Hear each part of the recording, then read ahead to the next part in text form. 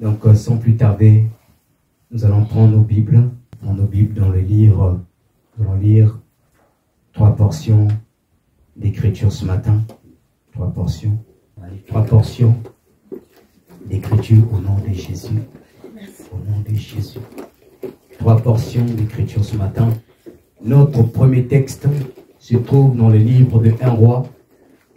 1 Roi, chapitre 18, versets 20 à 21. 1 Roi, chapitre 18, versets 20 à 21. 1 Roi, chapitre 18, versets 20 à 21. Et le second texte, nous lirons Nombre, chapitre 33, verset 55. Nombre, chapitre 33, verset 55. Troisième texte, Juge, chapitre 2, verset 1 à 5. Et le verset 10 à 13. Et je vous donne aussi 3 textes que nous n'allons peut-être pas lire et que vous lirez chez vous. Josué chapitre 16, verset 10. Josué chapitre 17, verset 12. Juge chapitre 1, verset 21. Josué chapitre 17, verset 12. Et Juge chapitre 1, verset 21. Le thème de notre message ce matin s'intitule La puissance du choix. Ce matin, je vais juste introduire et dimanche prochain, nous allons recevoir le prophète César qui viendra approfondir la thématique que le Seigneur nous a mis à cœur, la puissance du choix. Donc je prends ma Bible dans le livre de 1 Roi, chapitre 18, versets 20 à 21. 1 Roi, chapitre 18, versets 20 à 21. Je lis la parole du Seigneur. Il est écrit: Akab envoya des messagers vers tous les enfants d'Israël. Il rassembla les prophètes à la montagne du Carmel. Alors Élie s'approcha de tout le peuple et dit: Jusqu'à quand clocherez-vous de 2 côtés? Soulignez dans votre Bible: jusqu'à quand clocherez-vous de 2 côtés? Si l'Éternel est Dieu, allez après lui. Si c'est Baal, allez après lui. Le peuple ne lui répondit rien. Et Élie dit au peuple: Je suis resté seul des prophètes de l'Éternel, et il y a 450 prophètes de Baal. Que l'on nous donne 2 taureaux, qu'ils choisissent parmi eux l'un des taureaux, qu'ils le coupent par morceaux, et qu'il le place sur le bois sans y mettre de l'eau, sans y mettre de feu. Et moi, je préparerai le taureau, l'autre taureau, et je le placerai sur le bois sans y mettre le feu. Puis invoquez le nom de votre Dieu, et moi j'invoquerai le nom de l'Éternel. Le Dieu qui répondra par le feu, c'est lui, là sera Dieu. Et tout le peuple répondit en disant: C'est bien. Il dit au prophète de Baal: Choisissez pour vous l'un des taureaux, préparez-les en premier car vous êtes les plus nombreux, et invoquez le nom de votre Dieu, mais n'y mettez pas le feu. Ils prirent le taureau qu'on leur donna et les préparèrent, et ils invoquèrent le nom de Baal depuis le matin jusqu'à midi, en disant: Baal, réponds-nous. Mais il n'y en a eu ni voix ni réponse.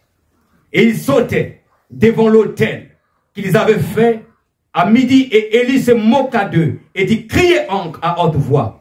Puisqu'il est Dieu, il pense à quelque chose, ou il est occupé, ou il est en voyage, peut-être qu'il dort, et il se réveillera.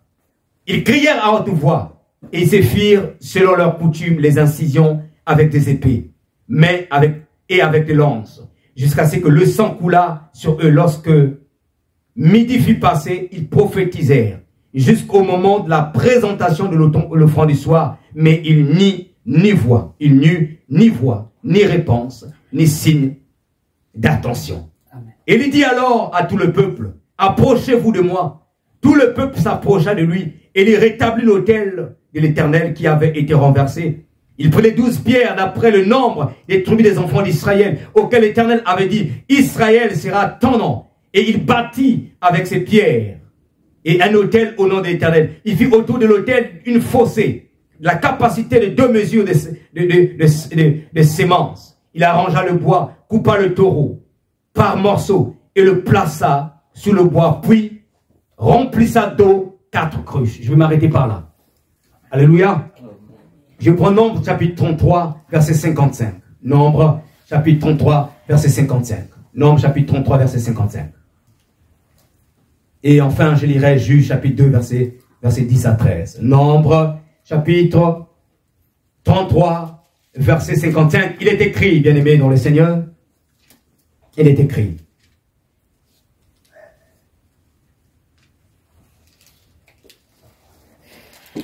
Je vais prendre à partir du verset 50 pour comprendre un peu le contexte. L'Éternel parla à Moïse dans les plaines de Moab, près du Jourdain, vis-à-vis de Jéricho. Il dit, parle aux enfants d'Israël et dis-leur, lorsque vous aurez passé le Jourdain et que vous serez entrés dans le pays des Canaan, vous chasserez devant vous tous les habitants du pays. Vous détruirez tous leurs idoles de pierre. Vous détruirez toutes leurs images de fonte. Vous détruirez tous leurs hauts lieux. Vous prendrez possession du pays et vous y habiterez, car je vous ai donné le pays pour qu'il soit votre propriété. Vous partagerez le pays selon le sort de vos familles. Verset 55. Mais si vous ne chassez pas devant vous les habitants du pays, ceux d'entre eux que vous laisserez seront comme des épines dans vos yeux et des aiguillons dans vos côtés. Ils seront vos ennemis dans le pays où vous allez vous établir. Il arrivera que je vous traiterai comme j'avais résolu de les traiter.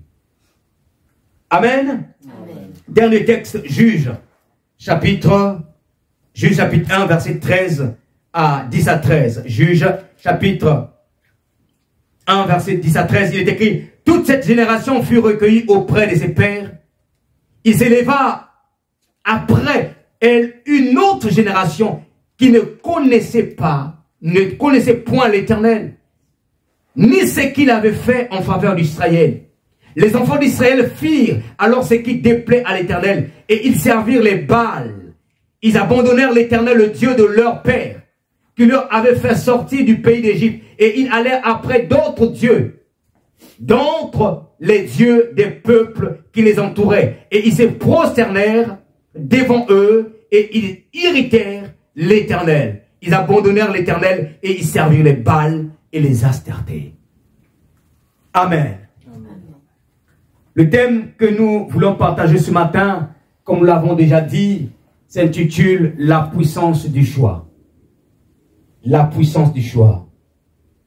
Bien-aimé, je suis venu dire à quelqu'un ce matin que choisir est l'une des plus grandes responsabilités que Dieu ait données à l'homme. Choisir. L'une des plus grandes responsabilités que Dieu ait données à l'homme. Cette responsabilité est à la fois un privilège, mais aussi un pouvoir. Pourquoi? Pourquoi c'est un privilège et pourquoi c'est un pouvoir?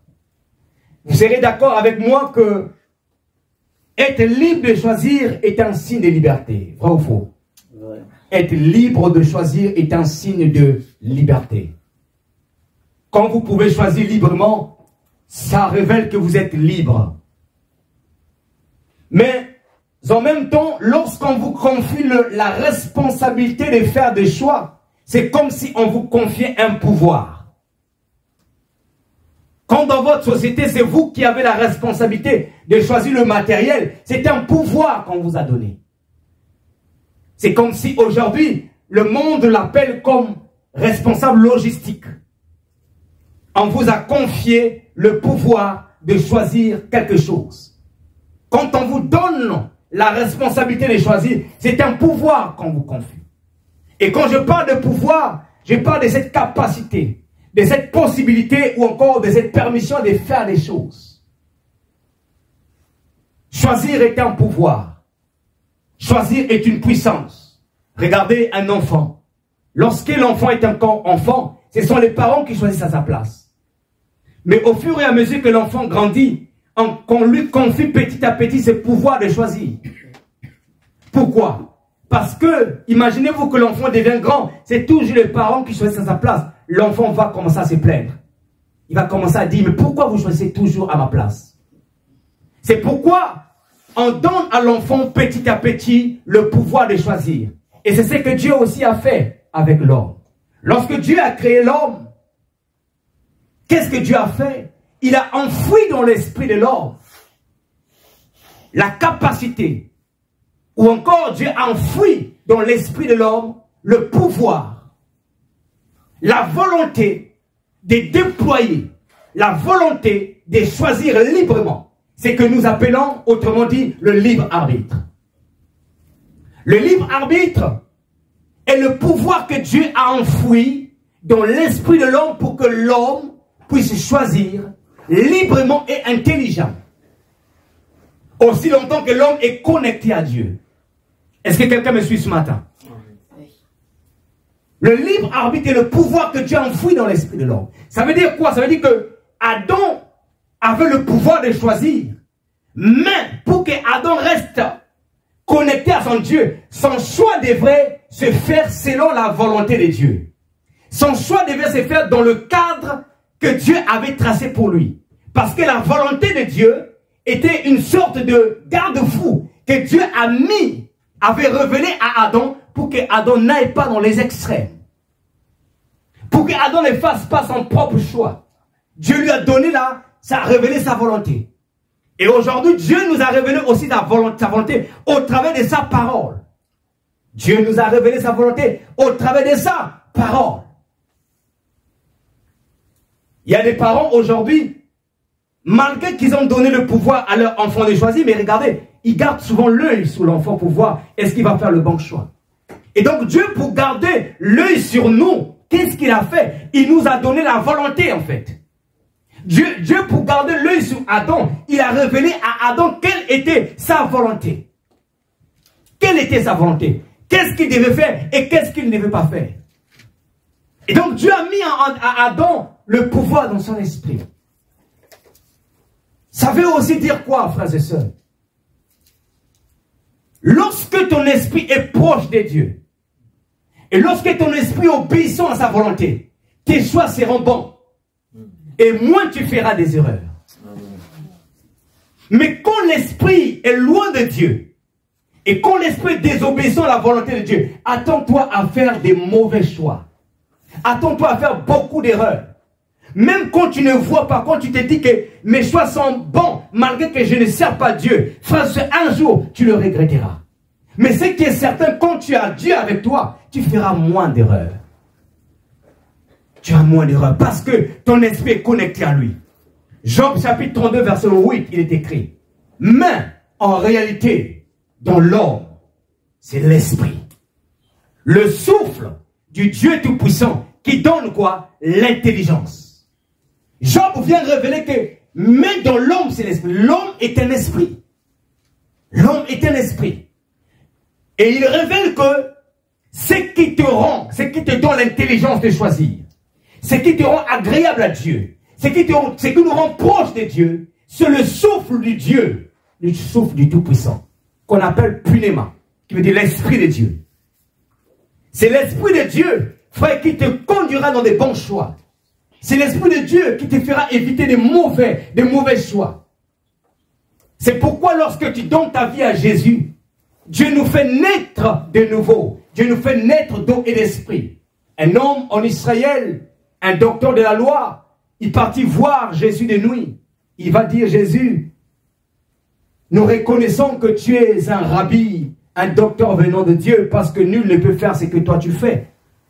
Et Jésus dit à cet homme, en vérité, je te le dis, si un homme n'est né d'eau et d'esprit, il ne peut voir le royaume de Dieu. Si un homme n'est né d'eau et d'esprit, beaucoup de gens sont nés d'eau dans l'église. Beaucoup de gens ont été justifiés par Dieu. Beaucoup de gens ont été pardonnés par Dieu, mais ils ne sont pas nés de l'esprit de Dieu. C'est pourquoi ils peuvent encore commettre certaines choses qui ne confessent pas Dieu. Il faut naître d'eau et il faut naître d'esprit. Alléluia. Amen. Si tu veux tes choix soient guidés par l'esprit de Dieu, si tu veux faire la volonté, tu dois naître d'esprit, tu dois recevoir l'esprit de Dieu en toi. Si tu veux que la haine, la répugnance, la jalousie te quitte, Bien-aimé, tu dois naître de l'Esprit de Dieu. Et tu dois être soumis à la voix de l'Esprit. C'est en étant soumis à la voix de l'Esprit que, frères et sœurs, tu feras des bons choix. Et j'aimerais dire encore à quelqu'un ce matin, vous saviez, le choix fait partie du quotidien de l'homme.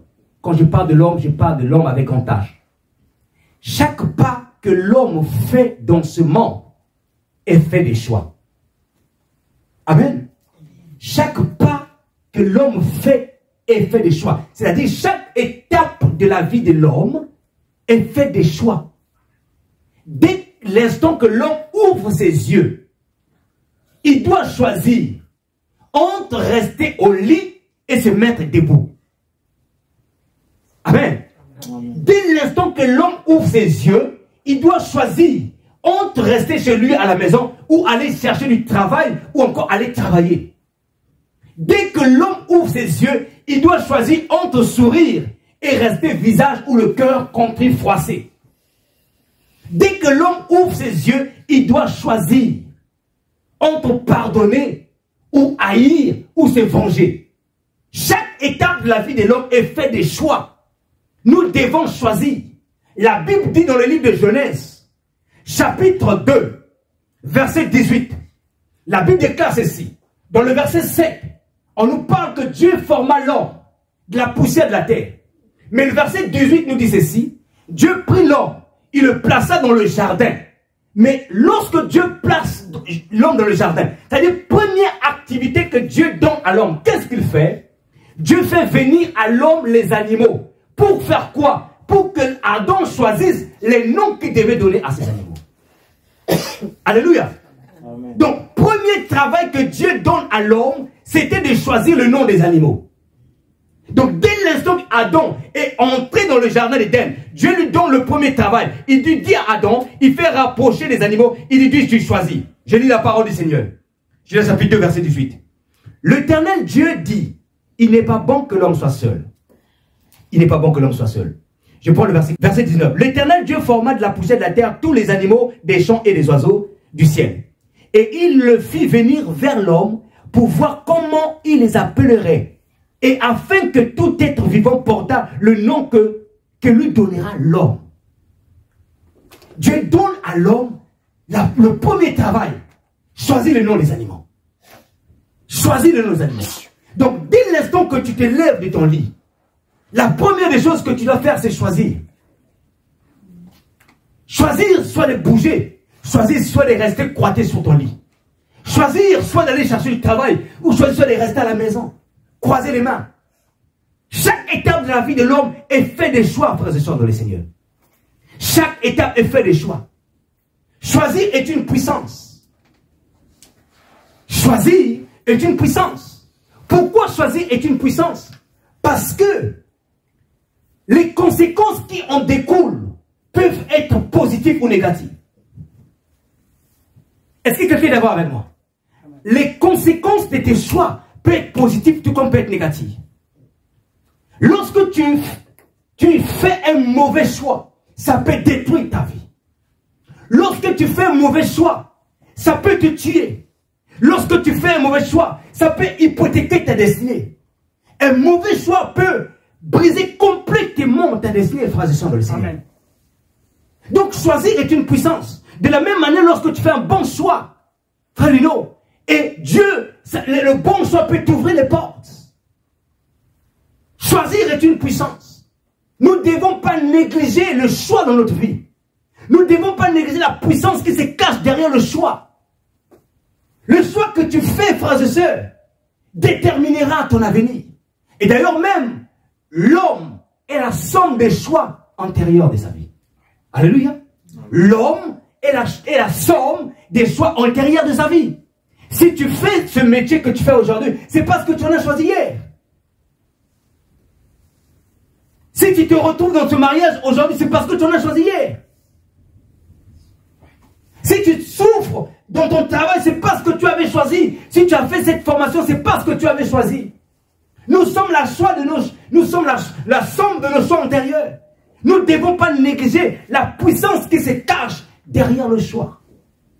C'est pourquoi il faut bien choisir. C'est pourquoi il ne faut pas laisser la précipitation, la peur, choisir à ta place. Alléluia. La paix, la peur, la précipitation, choisir à ta place. Non parce que je suis pressé, parce que l'heure est partie. Attention, attention. Le choix que tu peux faire peut te coûter très cher. Il y a des hommes qui ont quitté ce monde à cause du mauvais choix. Faisons attention, frères et sœurs. Le choix est une puissance. La Bible est claire dans le livre de Deutéronome, chapitre 34. Dieu dit qu'il bénit jusqu'à 1000 générations ceux qui ont choisi de le suivre. Mais il maudit de la 3e à la 4e génération ceux qu'il considère comme étant des coupables. Le choix, frères et sœurs, déterminera ton futur. Ne sois pas pressé dans ton choix. Prends ton temps. Prends ton temps. Pose la question. Est-ce que ce que je suis en train de choisir cadre avec la volonté de Dieu? Ne prends pas pour prendre parce que, bon, l'âge est parti. Ne prends pas pour prendre parce que le temps est parti. Non, frères et sœurs. Même quand tu choisis, même quand ton âge est avancé. Mais si tu choisis bien, tu peux rattraper. Ton bon choix peut te faire rattraper les années que tu as perdues. Amen. Amen. Ton bon choix peut te faire rattraper les années que tu as perdues. Alors que si tu choisis, tu choisis mal, ça peut encore périr ou pourrir le restant de ta vie. Nous devons bien choisir. Il faut bien choisir. Ne cours pas la course avec quelqu'un. Ne fais pas des choix parce qu'un tel il a fait quelque chose. Non. Toi c'est toi et un tel c'est un tel. Prends ton temps de choisir, frères et sœurs. Prenons le temps de choisir. Le choix est une puissance. Le choix est une puissance. En tant qu'enfant de Dieu, quand tu choisis, la question que tu dois te poser, est-ce que mon choix cadre avec la volonté de Dieu? Et donc, dimanche passé, nous avions vu, le dimanche d'avant, on a parlé de comment sortir du désert de la vie. Et dimanche dernier, on a vu les 6 mauvais esprits qu'il faut chasser pour posséder pleinement son héritage. C'est la même continuité. Remarquez. Lorsque le peuple d'Israël a traversé le désert, ils sont arrivés dans la plaine de Moab, vis-à-vis du Jourdain. Et de l'autre côté du Jourdain, c'était le pays des Canaan. Et dans le pays des Canaan, il y avait 7 nations ennemies qu'Israël devait battre. Et au travers de ces 7 nations, nous avons sorti les 6 ennemis que l'enfant de Dieu doit détruire. Le premier nation, c'était les Girgasiens. Et nous avons dit que les Girgasiens représentaient l'incrédulité. La deuxième nation, c'était les Amoréens. L'Amoréen représentait l'orgueil. Ensuite, les Cananéens qui représentaient la perversion, la dépravation sexuelle. Après les Cananéens, il y avait les Phérésiens et les Héviens qui représentaient la limitation des visions, l'intelligence limitée. Et enfin, on a parlé aussi des Jubésiens qui représentaient en fait des calomnies ou encore la rébellion. Israël devrait être appelé à détruire cette nation. Dieu les avait demandé pour que vous entrez en possession de votre héritage, vous devez les chasser et détruire leurs idoles. Mais en même temps, Dieu met en garde Israël. Il dit à Israël, voilà ce que l'Éternel dit. Dans le verset 55 que nous avons lu dans le Nombre chapitre 33, il est écrit, l'Éternel les avertit en disant ceci. Si vous ne chassez pas devant les habitants du pays, ceux d'entre eux que vous laisserez seront comme des épines à vos yeux et des aiguillons à vos côtés. Dieu les met en garde. Dieu leur dit, si vous ne chassez pas, enfant de Dieu, si tu ne chasses pas l'incrédulité, si tu ne chasses pas la peur, si tu ne chasses pas la dépravation, si tu ne chasses pas la limitation des visions, si tu ne chasses pas l'orgueil, si tu ne chasses pas, frères et sœurs dans le Seigneur, les calomnies et la rébellion, frères et sœurs, ça pourra te coûter cher. Ça pourra être des épines, des aiguillons à tes côtés. Dieu les a avertis.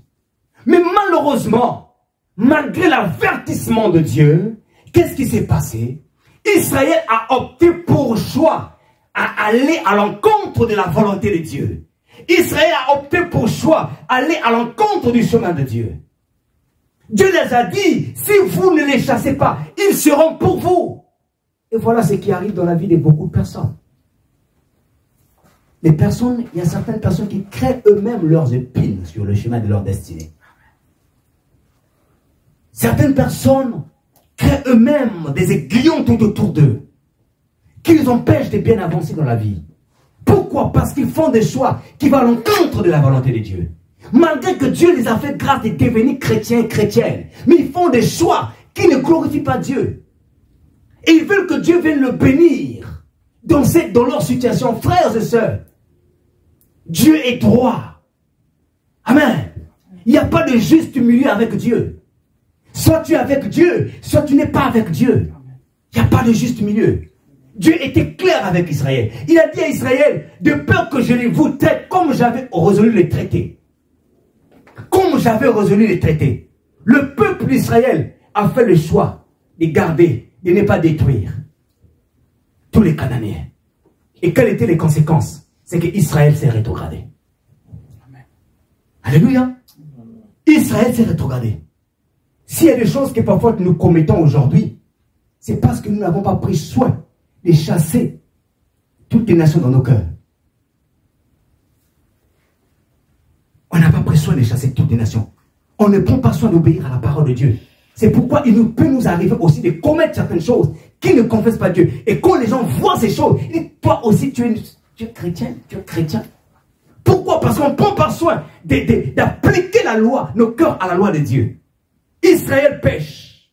Je vais lire un seul texte. Josué, chapitre 16, verset 10.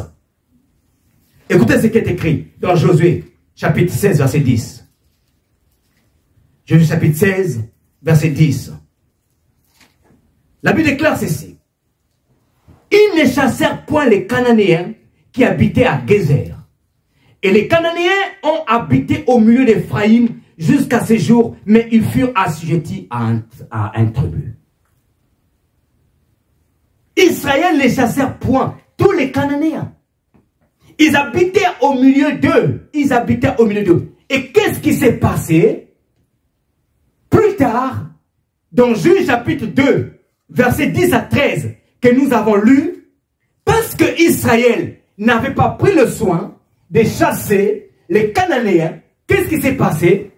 Les pères qui ont connu les miracles de Dieu étaient-ils partis? Ils sont tous morts. La nouvelle génération qui est arrivée, la Bible déclare, toute cette génération fut recueillie auprès des pères. En parlant de la génération qui ont connu les miracles dans le désert.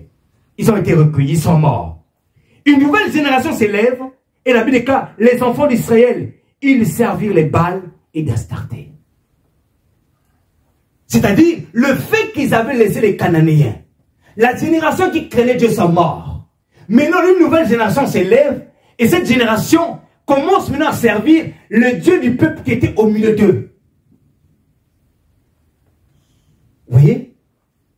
C'est comme ça qu'aujourd'hui, là, les chrétiens qui sont nés de nouveau aujourd'hui, qui entendent les messages aujourd'hui, ils croient que certains messages sont bibliques.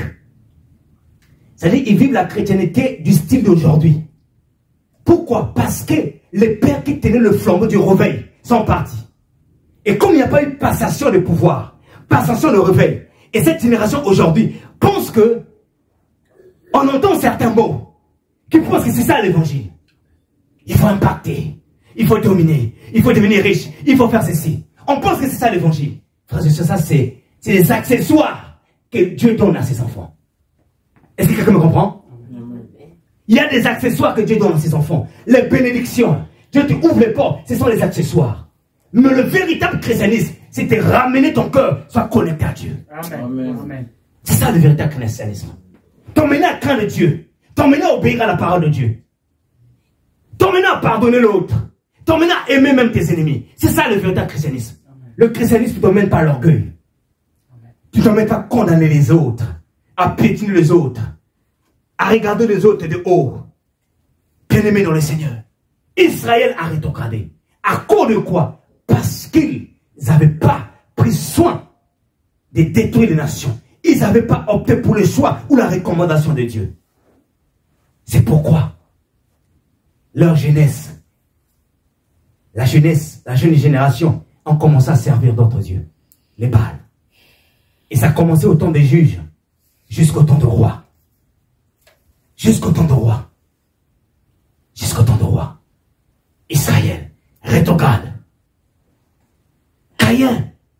ton garde. Pourquoi? Parce qu'il avait fait le choix de tuer son frère. Dieu a dit à Caïn, le péché se couche à ta porte. Si tu te relèves, tu agiras bien. Amen. Mais si tu te laisses dominer par le péché, il va te dominer. Il va te dominer. Si tu lui ouvres la porte, il va te dominer. Dieu donne la recommandation à Caïn. Il dit, toi, domine-le. Mais quel était le choix de Caïn? Caïn a fait le choix de tuer son frère. Et qu'est-ce qui s'est passé lorsqu'il a tué son frère? Caïn est devenu vagabond. Caïn est devenu vagabond. Il est devenu maudit. Dieu l'a maudit. Pourquoi? Parce que Caïn a fait le choix d'aller à l'encontre de la volonté de Dieu. Caïn a fait le choix. Écoutez, Genèse chapitre 4, verset 9. L'Éternel dit à Caïn, où est ton frère Abel? Il répondit, je ne sais pas. Suis-je le gardien de mon frère? Et Dieu dit, qu'as-tu fait? La voix du sang de ton frère crie de la terre jusqu'à moi. Maintenant, tu seras maudit de la terre qui a ouvert sa bouche pour recevoir de ta main le sang de ton frère. Quand tu cultiveras le sol, il ne te donnera plus sa richesse. Tu seras errant et vagabond sur la terre. Pourquoi Caïn est devenu errant et vagabond? Parce qu'il avait fait le choix qui allait à l'encontre de la volonté de Dieu. J'ai pris ce matin que Dieu puisse nous aider à faire le choix qui va dans le même sens que la volonté de Dieu. Amen. Alléluia. Amen. Parce que quand tu fais tes choix selon la volonté de Dieu, frères et sœurs, tu feras moins d'erreurs. Tu feras moins d'erreurs. Tu feras des bons choix. Tu feras des bons choix. Très important, frères et sœurs. Ne t'appuie pas sur les prophéties. Ne t'appuie pas sur ce que les gens disent. Cherche Dieu. Quelle est ta volonté de Dieu? Beaucoup de gens ont raté leur vie, ont perdu beaucoup de temps à cause de s'accrocher sur les prophéties. Alors que Dieu avait prévu autre chose pour eux. Bien-aimés dans le Seigneur, que tes choix ne sont pas faits par orgueil, parce que tu veux que les gens te voient. Que tes choix ne soient pas faits par précipitation. Que tes choix ne soient pas faits par peur. Que tes choix ne soient pas faits, mais que tes choix respectent le temps de Dieu et la volonté de Dieu. Je suis en train d'atterrir. Choisis, frères et sœurs. Choisissons. Prends le temps de choisir. Prends le temps de choisir. Prends le temps de choisir. Fais la bonne part comme Marie. La bonne part, elle était aux côtés de Jésus pour entendre la parole de Dieu. Alléluia. Fais le bon choix. Le choix de servir Dieu et de laisser les membres. Fais le bon choix. Le choix de s'attacher à Dieu, de consacrer ton corps à Dieu et n'est pas de livrer ton corps à l'impudicité. N'est pas de livrer ton corps au plaisir de ce monde. Fais le choix. Tout à l'heure, j'étais en train de dire, il n'y a pas de juste milieu, frères et sœurs. Soit tu es avec Dieu, soit tu n'es pas avec lui. Tu ne peux pas livrer ton corps à l'impudicité, au plaisir de ce monde, à la dépravation. Tu ne peux pas exhumer ton corps et en même temps tu te dis je suis serviteur, je crois en Dieu. Frères et sœurs, tu crois en Dieu parce que tu es né d'esprit ou parce que tu es seulement un croyant religieux ou une croyante religieuse? Parce que dans l'église est composée de deux types de personnes. Les fils et les religieux. Les filles et les fils sont ceux qui sont nés de l'esprit. Les religieux, ce sont des personnes qui ont grandi dans des familles chrétiennes et qui se disent chrétiens ou chrétiennes, mais qui n'ont jamais fait la rencontre personnelle avec Jésus. Il faut choisir. Il faut choisir. Choisis entre la chair et l'esprit. Qui dirige ta vie? Si je te pose la question ce matin, qui dirige ta vie? Ta chair ou l'esprit? La Bible dit que celui qui est conduit par l'esprit de Dieu est fils de Dieu. Mais si tu es conduit par la chair, est-ce que tu es fils ou fille de Dieu? Fais le bon choix ce matin. Fais le bon choix ce matin. Frères et sœurs, fais le bon choix. Jésus a dit, nul ne peut servir deux maîtres. Soit il aimera l'un et il haïra l'autre. Tu ne peux pas être au milieu. Tu ne peux pas être au milieu. Il faut choisir. Et donc, dans le